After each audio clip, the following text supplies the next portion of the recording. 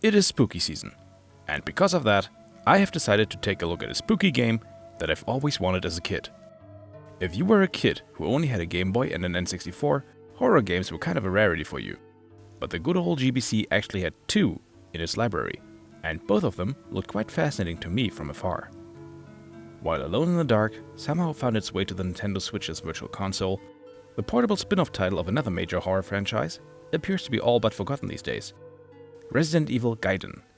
Developed by M4, with series creator Shinji Mikami as supervisor, a portable Resident Evil game that predates Revelations on the 3DS and Deadly Silence on the DS. It received largely negative or mixed reviews, with only a few positive voices, like RetroGamer, who even put it on their list of top 10 games on the system. I want to see for myself if this game has some life in it, or if it should remain dead and buried. In the game, you play as everyone's favorite Resident Evil beard man, Barry Burton. Hope this is not Chris's blood. Who is looking for Mr. It's that dog, your right hand comes off, where's everyone going? Bingo, Leon S. Kennedy, who's gone missing on board a zombie-infested cruise ship.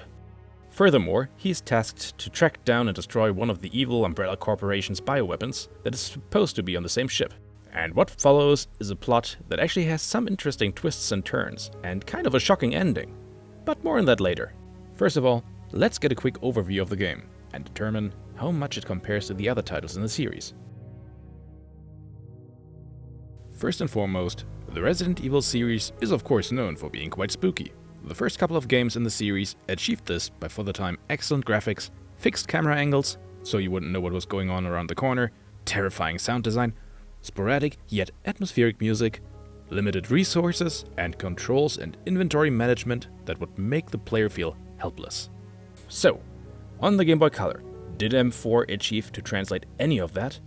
Is the game scary? Well, yes. If you're 9 and never played a horror game before, it was an impossible task, to be fair. But in my opinion, they managed to capture some of the creepy atmosphere. And I do like the graphics, in certain regards. And in terms of helplessness, they didn't go for the clunky tank controls of the PlayStation games. Instead, they decided to emulate that feeling by giving it a combat system that's inspired by the scariest game that the developers could think of, golf. When you see a zombie in the game, you can aim your weapon at them, which triggers the combat screen. In first person, you see the zombie slowly shuffling towards you, and very reminiscent of the power gauge that you can find in pretty much every golf game, you have a gauge on which a rectangle is moving from side to side. You use your weapon by waiting for that moving rectangle to reach the gray spot or the white area around it. Based on the weapon you have equipped, the rectangle moves slower or faster, and it becomes easier or harder to hit enemies depending on how far they are away from you. When you press the button while the rectangle is on the gray spot, you deal critical damage. You can change weapons or use healing items during combat, but since the game doesn't pause while going through your inventory, this can become quite stressful actually. Resources are limited, like in the console counterparts, and when you run out of ammo, you gotta switch to your knife and wait for enemies to get close before you can attack. You can also avoid combat altogether by just randomly pressing the D-pad and pushing the zombie away once they grab you. A neat little detail is that the game recognizes whether you initiated combat while a zombie was having its back turned towards you, as they also have their back turned in combat mode and take longer to attack. This whole combat system is quite odd, and yet I'm really digging it. It's something different, and it's fun and can get kinda thrilling at times, especially when you're fighting multiple zombies at a time. At some point, you may have more than one person in your party, and you can equip each character with a different weapon, with only the selected party member being subject to enemy attacks. You can then cycle through them when one of them is about to kick the bucket, or has run out of ammo. This is actually kinda cool. What I also really like are the graphics during combat. The sprites of those zombies and the way they're animated is quite impressive. Even the backgrounds change depending on where on the ship you are located. In general, I do like the graphics. You even get some lighting effects here and there, and the animations are quite good for the system. But I feel the sprites for our heroes could be a little more detailed. Look at Barry and Leon. They do look almost identical, apart from a different color and a couple of extra beard pixels on Barry. Something that is less impressive is the sound design, unfortunately, and I blame that on the limitations of the hardware. The music itself is pretty cool and moody, and it's quite awesome that it's dynamic and becomes more intense the closer you get to enemies.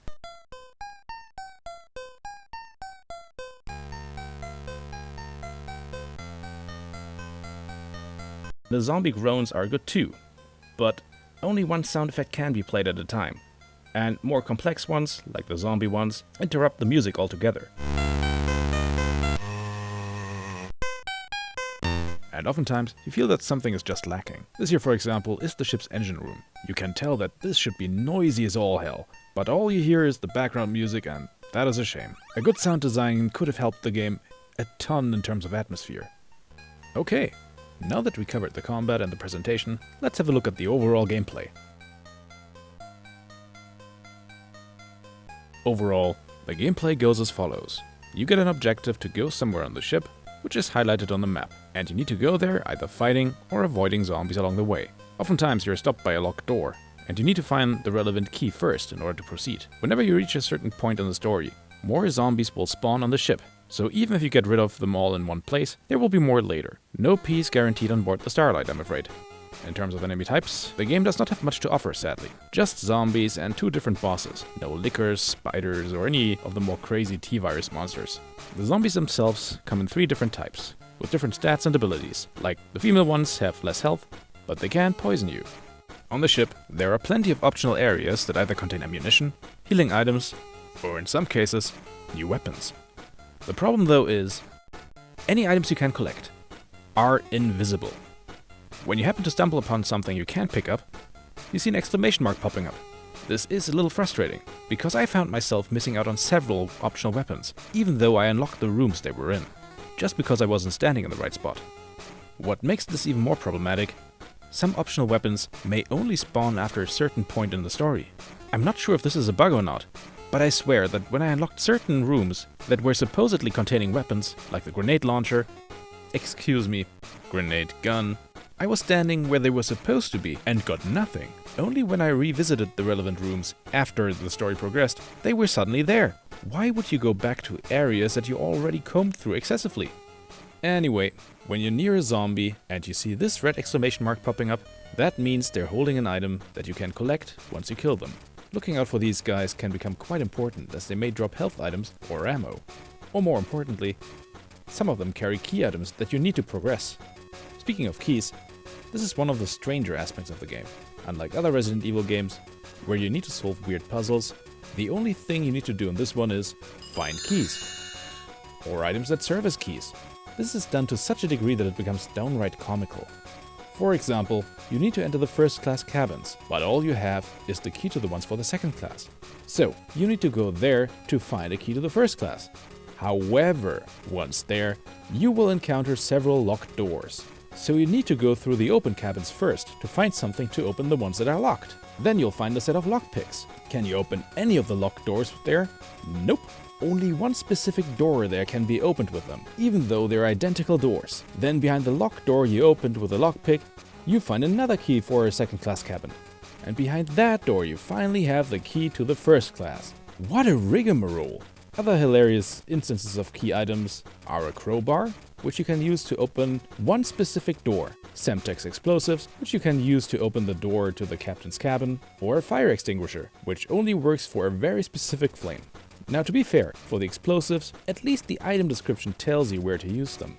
The fire extinguisher not working most of the time, now that's just silly. But again, same as with weapons, not being able to see a key item can become extremely frustrating when you missed one thing in one room and now you can't progress and need to comb through the entire ship again in hope of finding the right room where you missed something. And I'd say this might be the most frustrating aspect of the game. Apart from the weird puzzles that you get in other games in the series, another thing that is missing from this title are lore items, little notes or diaries that you can find that allow you to piece together the events that led to the current situation. And that's kinda sad. In terms of saving, the game also differs from other Resident Evil games. While in the other entries of the franchise, you find typewriters that serve as save points, you basically get checkpoints throughout the story, where you can save on one of 3 available save slots. But you also have autosaves whenever you enter an area, so that keeps frustration low when you need to quit the game for whatever reason, or when you die. Now, I must say, as weird and ridiculous and frustrating as all this may sound, I have to admit that I eventually got quite engaged in this gameplay loop. There is just something about slowly uncovering the map and exploring every angle of this cruise ship, and in certain regards, it does feel like Resident Evil. Now there's one area where the game feels the most like its console brethren, and that's the story. So, I decided to present you with a full-on summary of the events that occur in the game. Without further ado, here's my spoiler-filled synopsis. The game opens at the headquarters of an underground organization that was formed to put an end to the evil deeds of the Umbrella Corporation. Both Barry Burton and Leon S. Kennedy, veterans from previous Resident Evil games, are both members of this anti-Umbrella group, which doesn't even have a name as far as I can tell. Anyway, Barry is given the mission to find Leon, who went missing on board the cruise ship SS Starlight, and destroy a very dangerous bioorganic weapon, short BOW, that escaped Umbrella and that Leon was tasked to track down. This marks the first time a Resident Evil takes place on a ship, by the way. Once on board the Starlight, Barry quickly discovers that pretty much everyone on board is either dead or has been transformed into a zombie.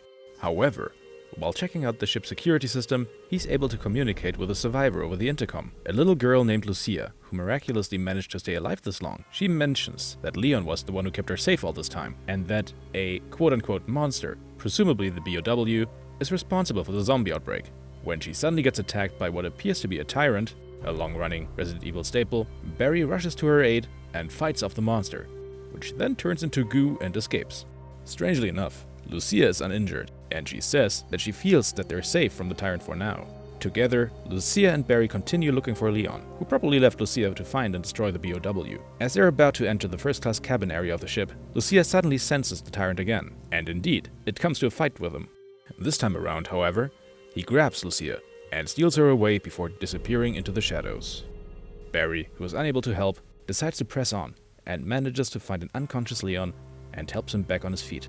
As Barry brings Leon up to speed, he brings up Lucia's strange abilities, expressing his concern that she might actually be the BOW thereafter. Leon considers this nonsense and is convinced the tyrant is their goal. On one of the monitors in the security room, the second time the player gets to be here actually, they see that the tyrant is carrying Lucia to the upper deck, which once again causes the two to argue about whether Lucia is dangerous or not. Leon explains to Barry that Lucia told him about her powers, that 2 years ago she was adopted from an orphanage, and that since then she's been having a constant ringing in her ears, and that she can sense things, and that she heals incredibly fast. Apparently she was on the cruise ship because her foster parents were sending her to Europe to visit relatives, and not because she's a refugee from the Umbrella Corporation. To which Barry replies, "That sounds pretty lame to me."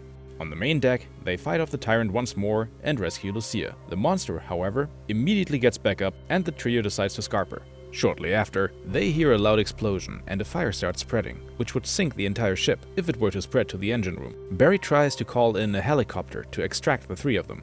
Unfortunately, a raging storm prevents the chopper from getting to the ship, and HQ tells Barry to just hold out until the sky is clear.